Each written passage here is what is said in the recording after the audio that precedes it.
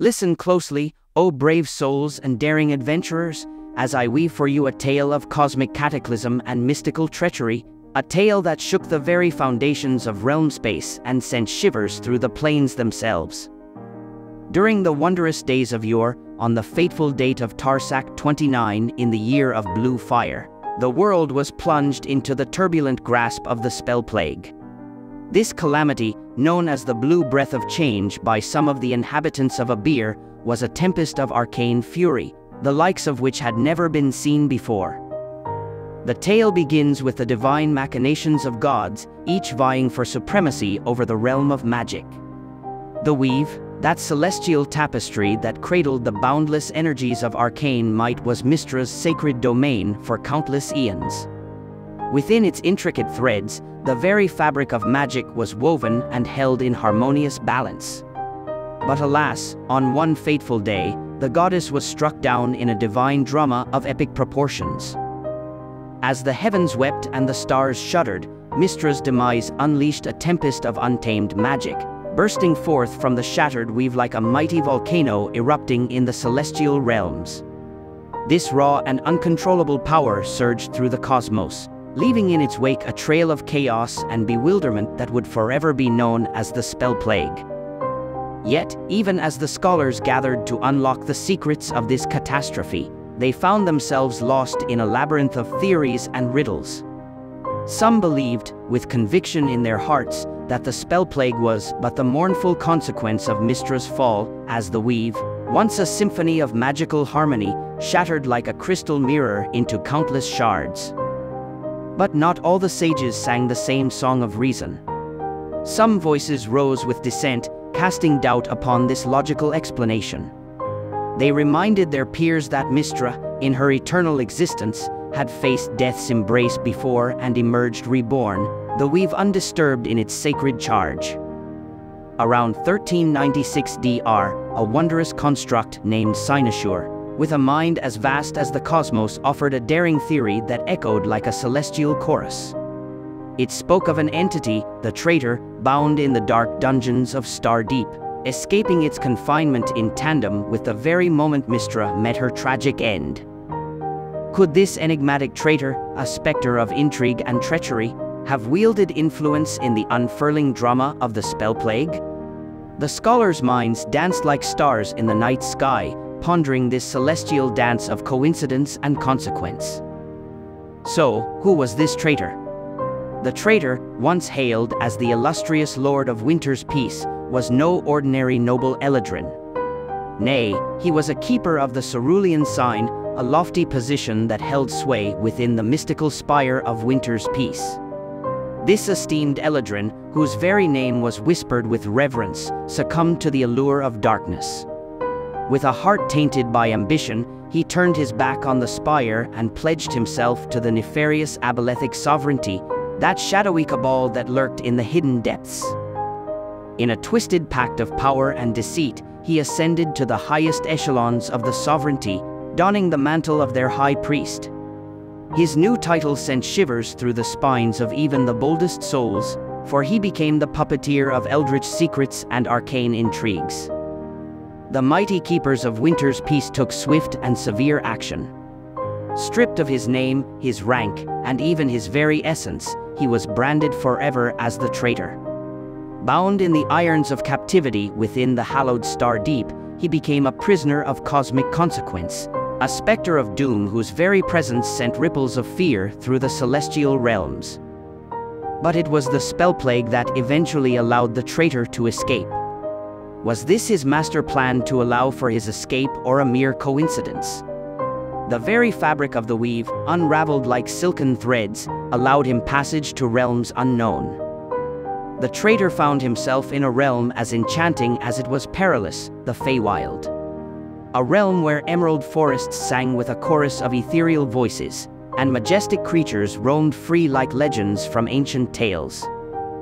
But in this Feywild, danger lurked beneath the emerald canopy. A forest monarch, ancient and wise, saw the traitor as no mere trespasser. With roots as deep as the very foundations of time, the forest monarch ensnared him within its mighty embrace. There, amidst the tangled vines and whispering leaves, the traitor's fate took an unforeseen twist. The forest monarch, bound by ancient rituals, made a sacrifice of itself, its own life essence transformed into an arcane prison. The traitor, now petrified, was locked in a timeless embrace with the tree, their fates forever entwined like lovers from an epic ballad. The final pact of apoapsis, that cosmic contract that would have sent their souls soaring to unknown destinations, remained untouched. It was this contract that would trigger upon the traitor meeting his demise. When he did, the abolithic sovereignty stood to claim their prize, entry into the prime material plane of Toril. The keepers of the cerulean sign, guardians of the arcane mysteries, could not let this come to pass so easily. This is why the traitor's life must be preserved, like a precious gem within the vaults of Stardeep. So Maliana, the enigmatic keeper of secrets, revealed the truth a decade later, in the year 1396 DR. The traitor was no more, thus ensuring the abolithic sovereignty was not able to claim their prize. Whatever the reason may be for the Spellplague, it changed the very fabric of reality and the shape of the cosmos. When the weave trembled and unraveled, every wizard across the land felt the seismic shift in their very bones. But hold, for there was more to this cataclysm than met the eye.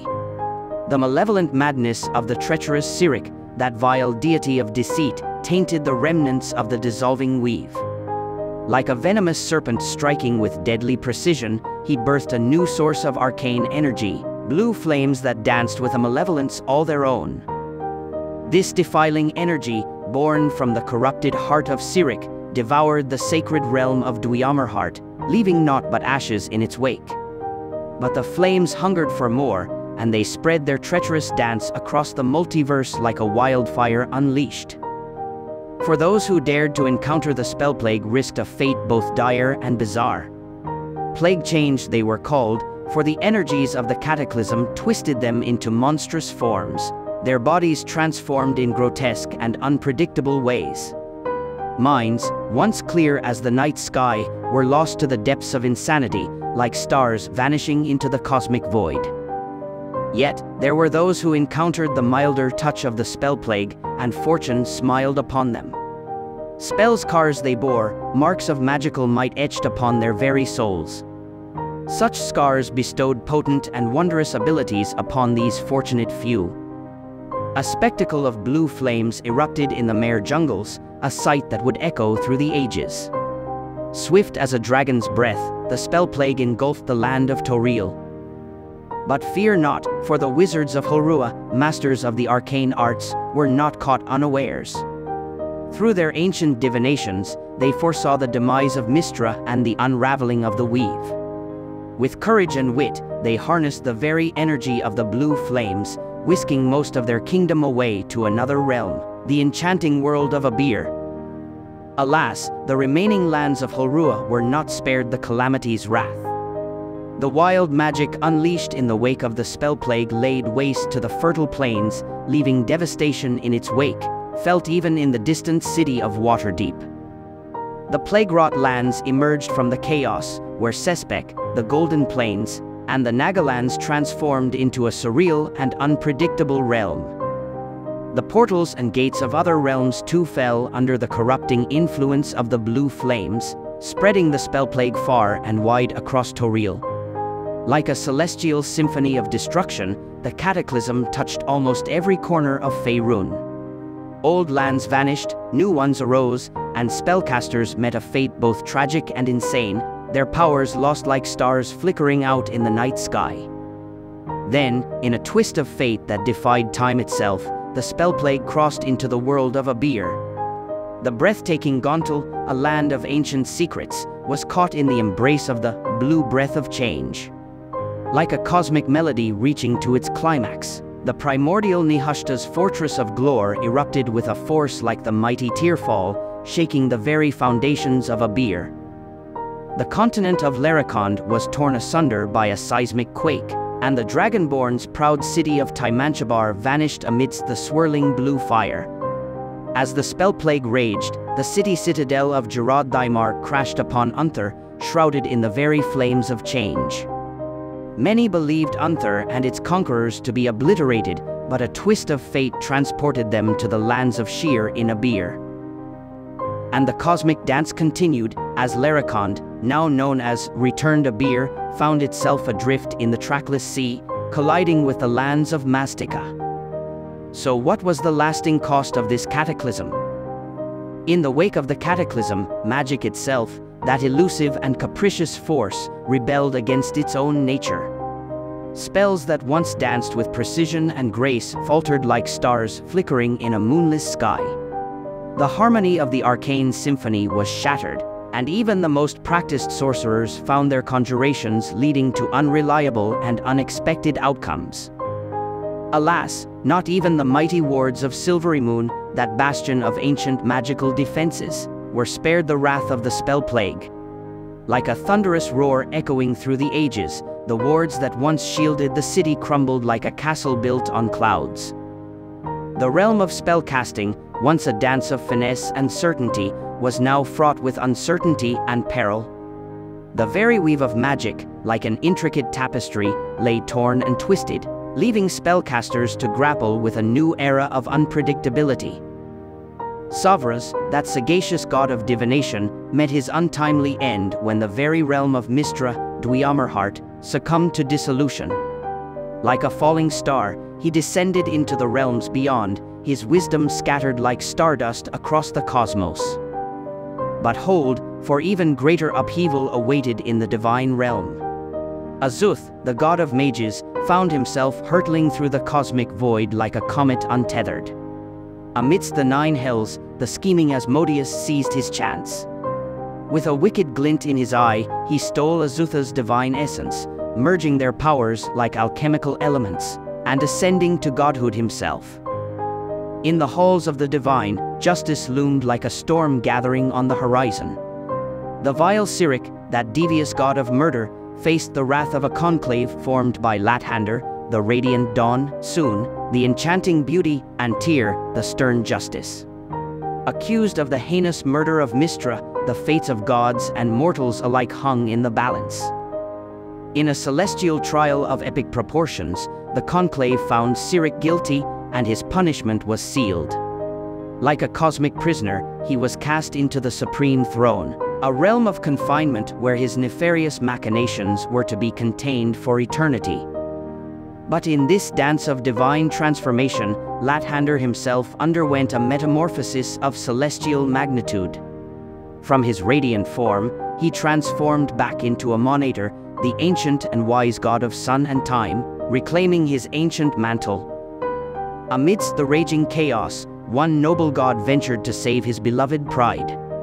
Nobanian, that fierce deity of lions, faced the oncoming blue fire with courage in his heart. In his brave attempt, he collided with the very flames that scorched the land, and a wondrous and terrible change befell him. From the embers of the blue fire, he emerged as a lion of darkness, his majestic mane ablaze with blue flame. A sight to behold, he became a symbol of both power and sacrifice, forever remembered in the realm of legends.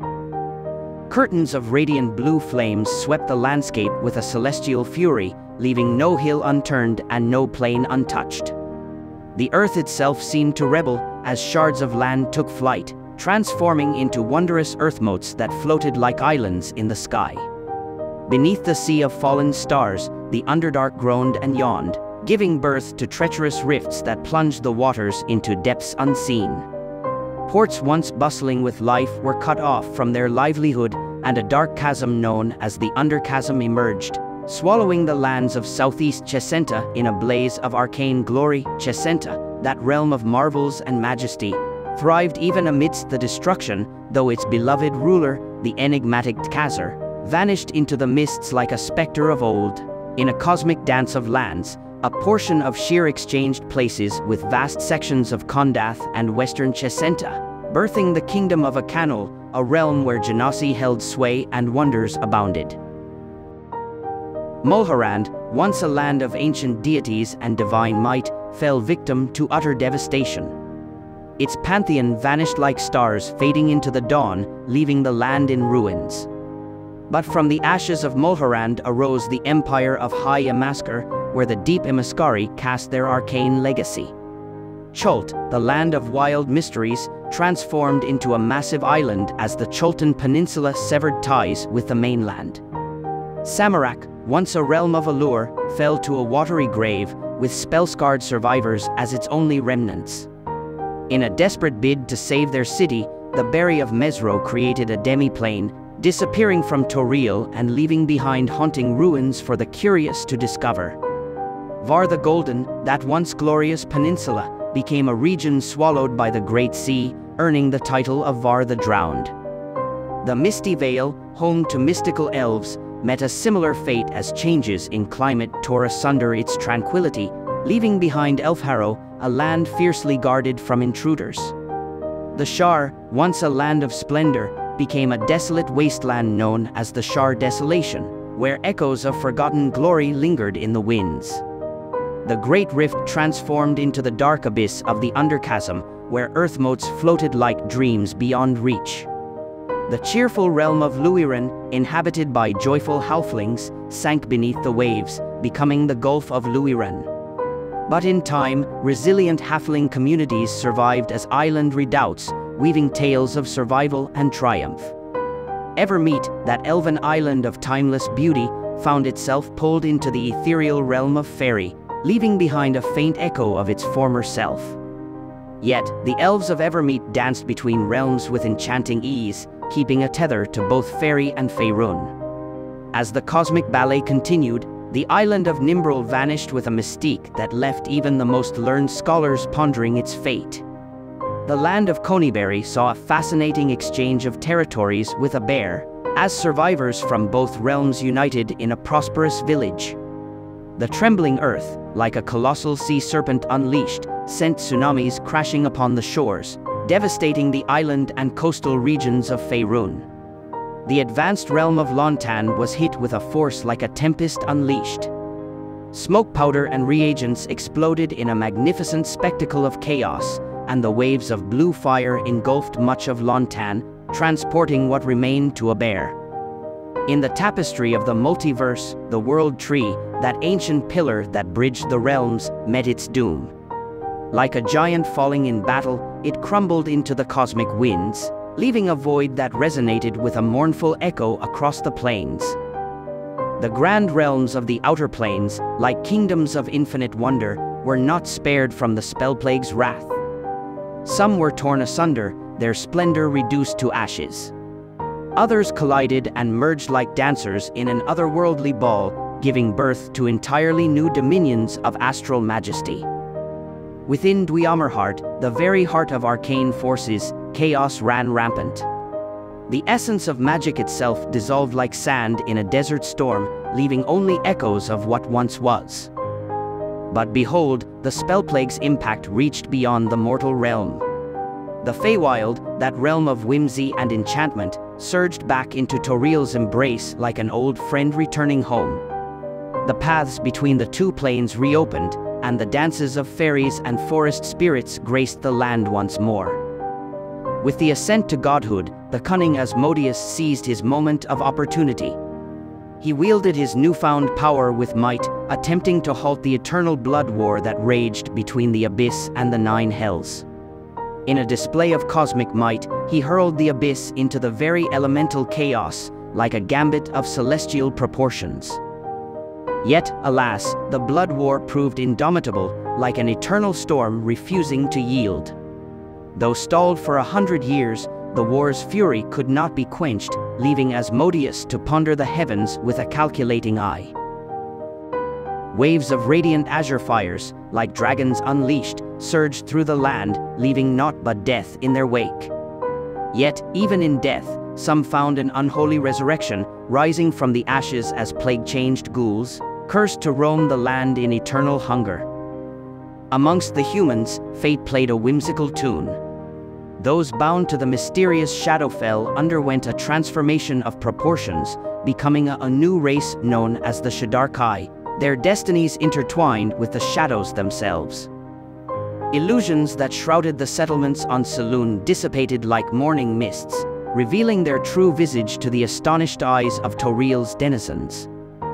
In the famed city of Neverwinter, the Spellplague's Arcane might wreaked its havoc with reckless abandon. Buildings trembled as if they were living beings, and Castle Never found itself ensnared by aberrant magic, while the Cloak Tower vanished into the enigmatic Far Realm, only to return at the behest of Mount Hotno's eruption.